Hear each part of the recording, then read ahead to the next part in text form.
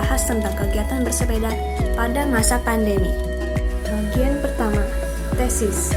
Bersepeda adalah salah satu kegiatan olahraga yang sedang ramai dilakukan oleh kalangan masyarakat pada masa pandemi ini. Bersepeda juga menjadi kegiatan yang menyehatkan dan menyenangkan, sehingga dapat digunakan untuk mengusir kebosanan pada masa karantina. Banyak orang tua yang mengizinkan anaknya untuk bersepeda di luar. Akan tetapi, menjalani protokol kesehatan saat bersepeda dan setelahnya sangat wajib dilakukan untuk mencegah penularan virus COVID-19. Bagian kedua, argumentasi. Menurut studi Usage and Attitude 2019 dari Agoda, pemandangan alam atau suasana pedesaan merupakan motivasi utama untuk berpergian, sehingga bersepeda dapat mendekatkan kita dengan alam. Selain itu, bersepeda juga dapat meningkatkan imun tubuh dan stamina.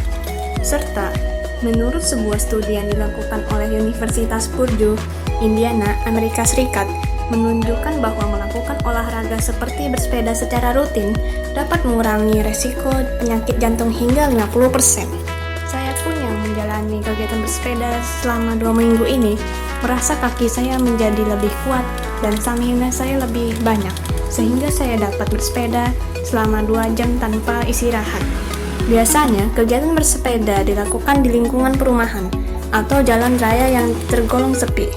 Kemudian, bersepeda dilakukan oleh orang dewasa, remaja, maupun anak-anak pada pagi atau sore hari untuk menghindari sinar matahari yang terlalu terik.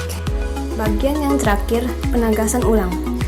Hal ini dapat dibuktikan bahwa bersepeda adalah olahraga yang bermanfaat dan mudah untuk dilakukan, bahkan dapat mengusir stres.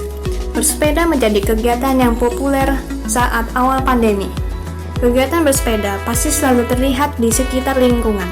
Walaupun seperti itu, kita harus melakukan kebijakan pemerintah, yaitu menggunakan masker saat bersepeda atau keluar rumah, rajin mencuci tangan selama 20 detik, menjaga jarak, serta menjaga kebersihan lingkungan. Kemudian saya akan menjelaskan struktur teks eksposisi. Yang pertama adalah tesis. Tesis atau juga dikenal sebagai bagian pernyataan pendapat merupakan salah satu bagian teks eksposisi yang berisikan pernyataan pendapat dan opini dari penulis terkait topik yang akan dibahas. Yang kedua adalah argumentasi. Argumentasi adalah bagian terdapat fakta dan pernyataan-pernyataan ilmiah yang memperkuat pendapat pribadinya. Biasanya juga disertakan sumber-sumber yang valid dan terpercaya dari ahli dan pakar di bidangnya masing-masing.